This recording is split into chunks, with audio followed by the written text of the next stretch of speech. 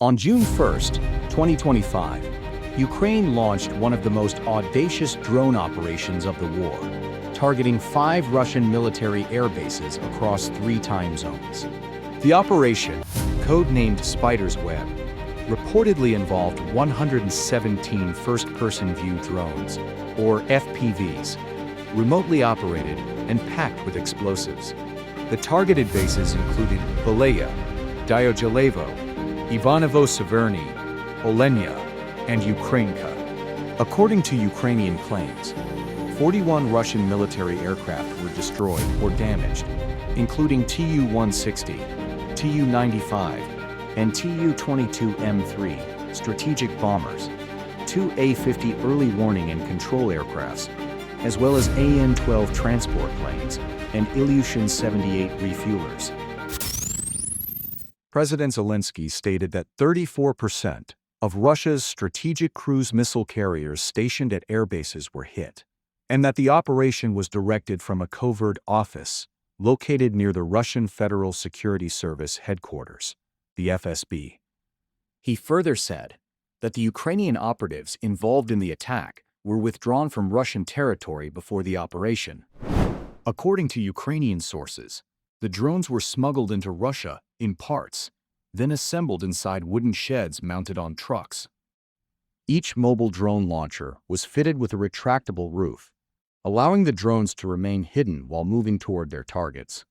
When the moment came, operators opened the roofs and launched the drones toward military aircraft sitting exposed on Russian runways. During the operation, Ukraine reportedly used modern UAV control systems that blend artificial intelligence with human control. In some cases, when signal was lost, drones switched to autonomous mode, following pre-planned routes to their targets. Once near a designated target, the warhead was automatically activated. The operation was led by Ukraine's security service, the SBU, and took more than 18 months to plan and coordinate. Reports suggest President Zelensky personally oversaw the mission. Notably, the video footage released by Ukraine's SBU showed FPV drones striking key Russian airfields, home to strategic bombers that have repeatedly launched attacks on Ukrainian cities. The footage also revealed tires placed atop multiple aircraft, a clear attempt at deception. Satellite imagery from the 5 targeted sites exposed a range of camouflage tactics by Russian forces. These included flat decoy aircraft, in some cases, simple silhouettes laid on the ground. Others were painted in detail to closely resemble actual bombers. In addition, debris and solid objects were arranged on runways to mimic the shape of aircraft. These measures aim to confuse Ukrainian targeting systems, especially since such decoys are hard to detect with the radar-based satellite imagery Ukraine is believed to use. Despite these elaborate efforts, the deception failed. Ukrainian drones successfully struck actual aircraft, raising serious questions about why such valuable assets were left parked openly, vulnerable to attack. This can be partly explained by the New START Treaty, signed in 2010 by the US and Russia. The treaty limits and verifies deployed strategic nuclear forces and requires bombers like the Tu-95 and Tu-160 to be visibly stationed at designated airbases. This means these strategic bombers must be parked in a way that allows the other side to monitor them, helping to prevent any accidental or unintended nuclear escalation. In the north, the Olenia airbase was struck by drones launched from a truck parked at a gas station. Reports mentioned around 10 explosions, followed by fires and plumes of smoke. Satellite images from Olenia show complete destruction of at least 4 Tu-95 bombers and 1 An-12 transport aircraft. 2 Mi-24 helicopters on site also appeared to have sustained possible damage.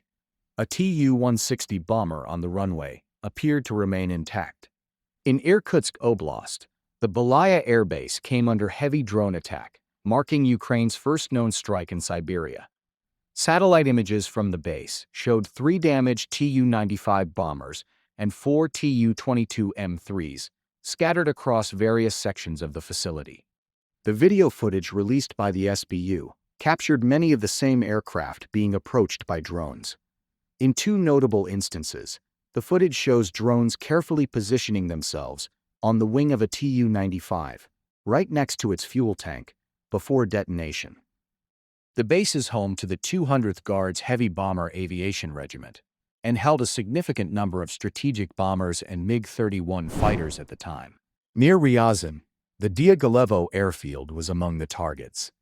Footage released by Ukraine's SBU shows 3 Tu-22M3 bombers being approached by drones. However, there is no clear indication of damage in either the footage or the available satellite imagery. Still, traces of scorched grass on the eastern side of the base suggest that at least some explosions did occur nearby. At Ivanovo, another drone strike was reported. 2 A-50 AWACS planes are seen being targeted in the footage released by the SBU. But the targeted A-50s seem to be engineless, hence most likely decommissioned. The A-50 serves as an early warning and control asset, and is easily identifiable by the sizable radome on its fuselage. But again, neither the footage nor the satellite imagery captures any damage. In Amur Oblast, an attempted strike on the Ukrainian airbase reportedly failed when the truck carrying the drones exploded before launch, though some reports have suggested damage to few stationed aircrafts. The wooden crates used to conceal the drones reportedly self-destructed after the operation. Russian officials condemned the strikes as acts of terrorism and declared a state of emergency at the Engels and Morozov's airbases, citing concerns over potential follow-up attacks. In a separate development, Russian security forces raided a warehouse in the city of Chelyabinsk in the Urals on Sunday evening. According to reports, the facility had been used to store and assemble drones intended for strikes on Russian airfields. The warehouse owners were detained as part of an ongoing investigation. In the aftermath, several individuals were detained in connection with the transport of the drones. Some truck drivers reportedly claimed they had no knowledge of the cargo they were moving. One driver, interviewed by a Russian state news agency, said he and others were caught off guard when the drones emerged, and even attempted to stop them by throwing stones. Ukrainian sources assert that the operation inflicted billions of dollars in damage, significantly weakening Russia's long-range strike capability. Many of the bombers hit are no longer in production, making them effectively irreplaceable. Operation Spider's Web underscores how drone warfare is reshaping modern combat, enabling deep strikes through low-cost, unconventional tactics. And in the broader context, it may be remembered not just as a tactical victory, but as a strategic turning point, a glimpse into the future of warfare and the evolving challenge of securing the skies.